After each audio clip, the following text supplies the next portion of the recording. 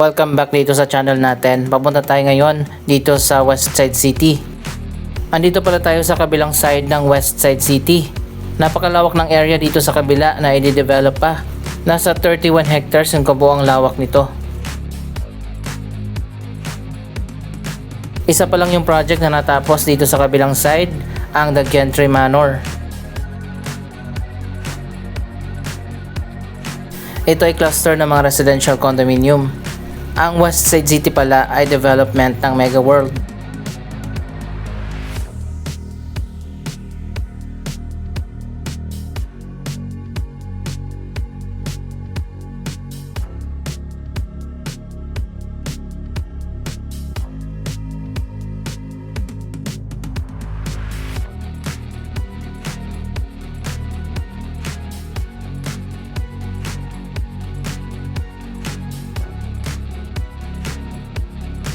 Matagal nang natapos itong bagong condominium at may mga resident na siguro dito na nakatira.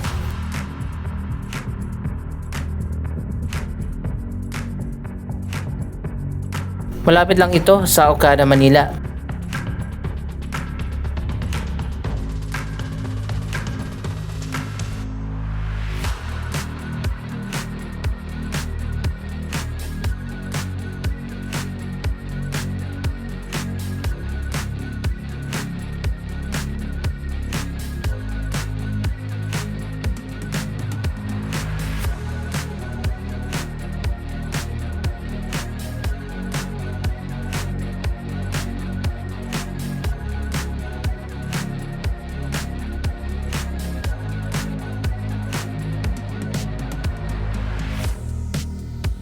Pasensya na kayo, medyo madilim yung panahon natin sa ngayon. So ayan guys, dito lang sa kabila yung Okada, Manila.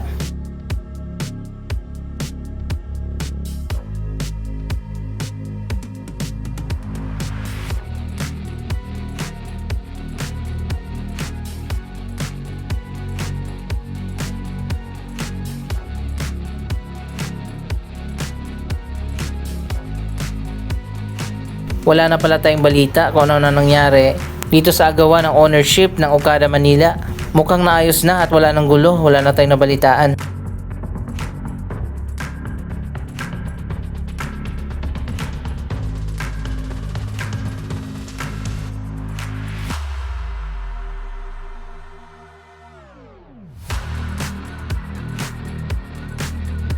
Dalawang grupo yung nag-aagawan dito sa Okada, Manila. Ang Okada Holdings Limited at ang partner nila na Tiger Resort Leisure and Entertainment.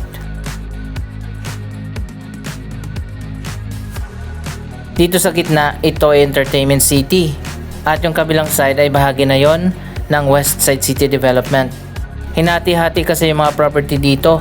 Yung magkabilang side ay napunta sa Mega World at itong gitna ay bahagi ng Entertainment City na napunta naman sa Pagcor at Nayong Pilipino.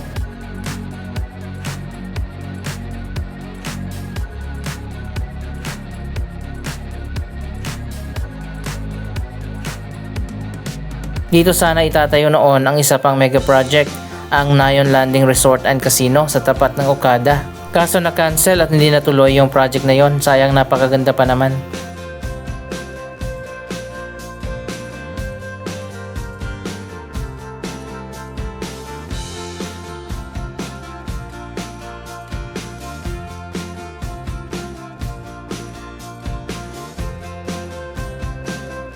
By the way, pinatigil pala yung project na yon ni former President Duterte. Napansin kasi yung anomalya ng binigyan ng 75 years na lease dito sa property ng Nayong Pilipino. Kaya binawi at pinakancel ang kontrata kahit nagkaroon na ng groundbreaking ceremony. Mga Korean at Chinese investors yung magtatayo sana ng casino dito sa tapat ng Okada. Hanggang sa ngayon bakante pa rin yung property na yan ng Nayong Pilipino at wala ng project na itinayo.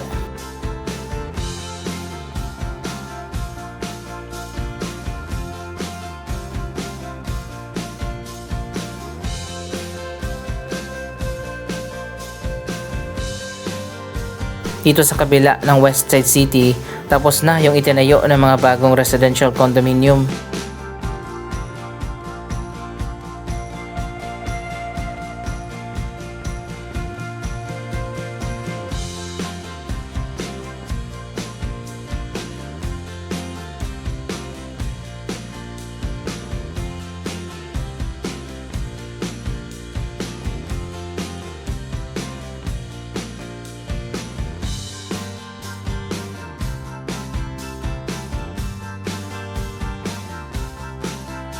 Wala na ngang space dito at fully developed na.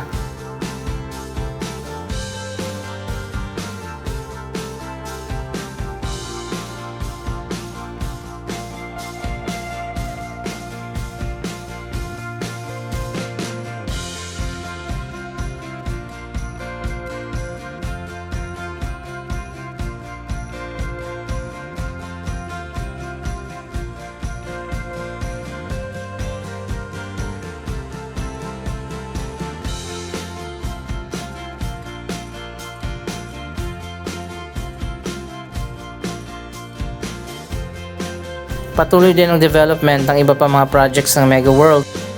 Meron pa sila mga bagong township katulad ng Upper East sa Bacolod City, ang Northwind Global City dyan sa Bulacan, sa kanila din yung Newport City, Eastwood City, Southwood City at marami pang iba.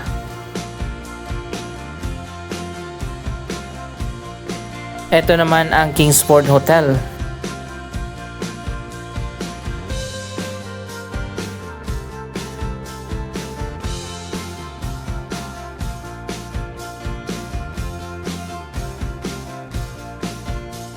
At dyan sa kabila naman ang Grand Westside Hotel.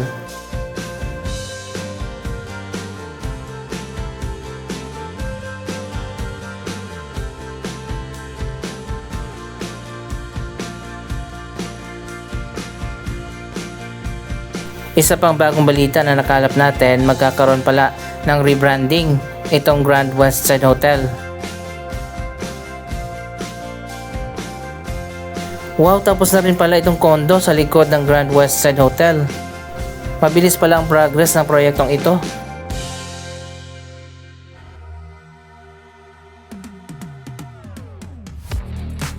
Anyway, ito na pala ang elevated walkway na magko-connect mula dyan sa Grand Westside Hotel papunta dito sa Hotel Resort and Casino.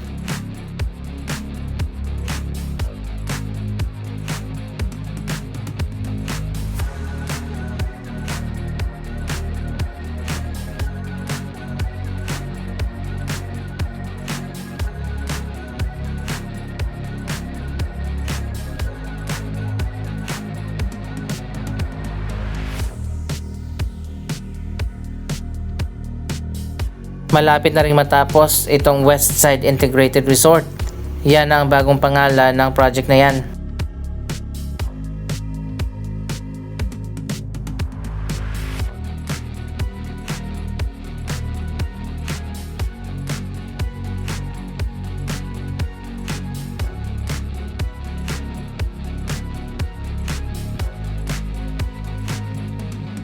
Akala natin tapos na itong elevated walkway, pero hindi pa pala, nilagyan pa ng final na design.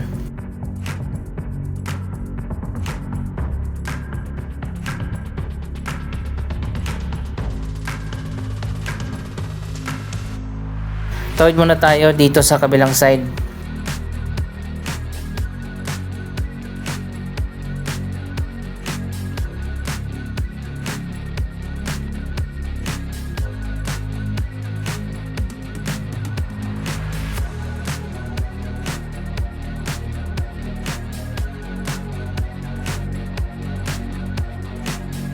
Tatlong residential condominium pala yung itinayo dyan sa likod.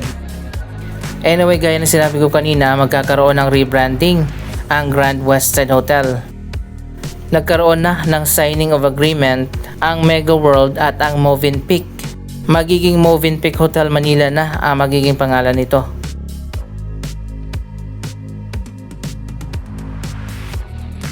Makikita rin pala natin dito yung mga reclamation project na ginagawa dyan sa likod ng Mall of Asia.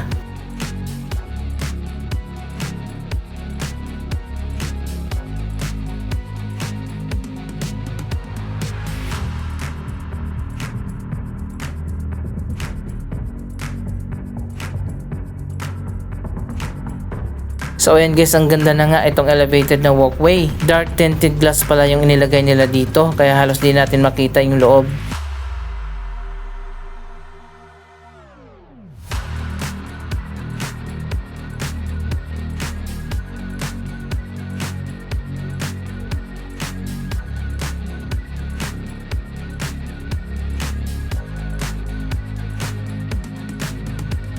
Nilagyan pa ng design dito sa labas ng parang arko. Natapos na yung paglalagay ng glass pati na ng canopy.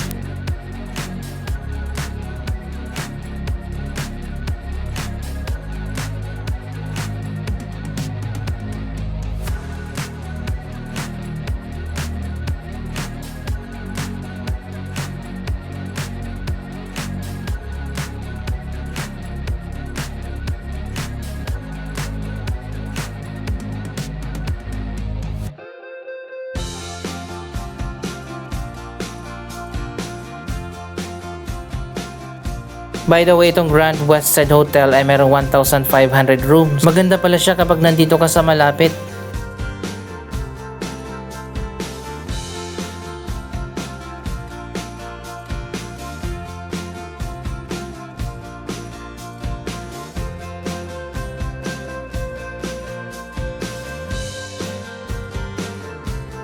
So magiging dark din pala ang kulay dito sa Hotel and Casino.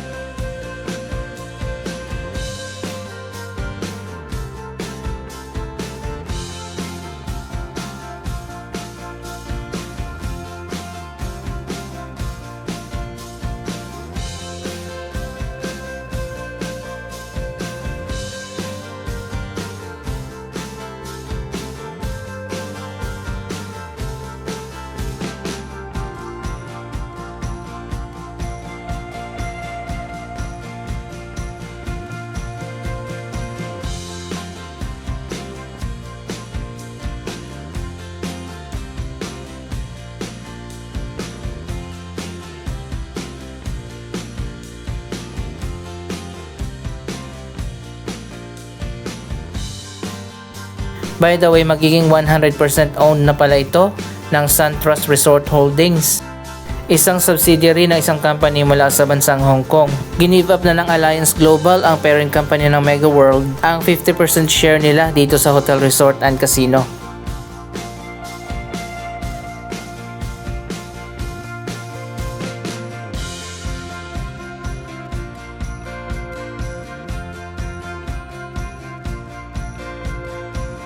Sa ngayon wala pang official announcement kung kailan talaga ang grand opening ng bagong Westside Integrated Resort.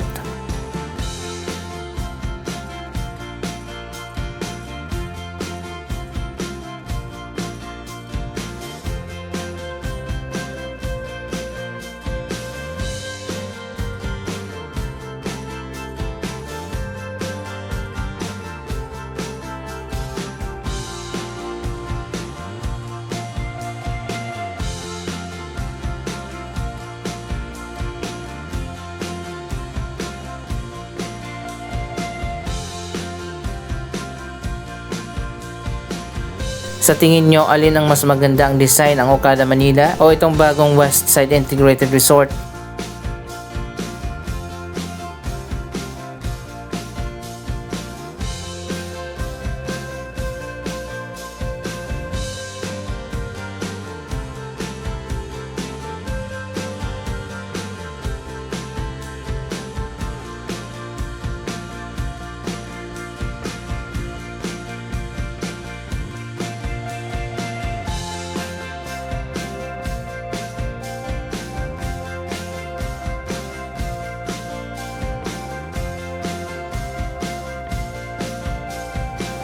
Abangan na lang natin ang grand opening nito.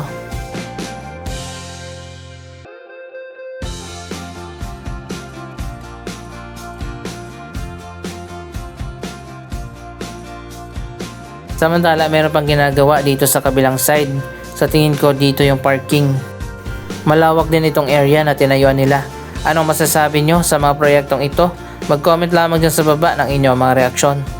Maraming salamat sa inyong panonood. Huwag kalimutan na i-like, i-share ang video ito at mag-subscribe. Thank you for watching!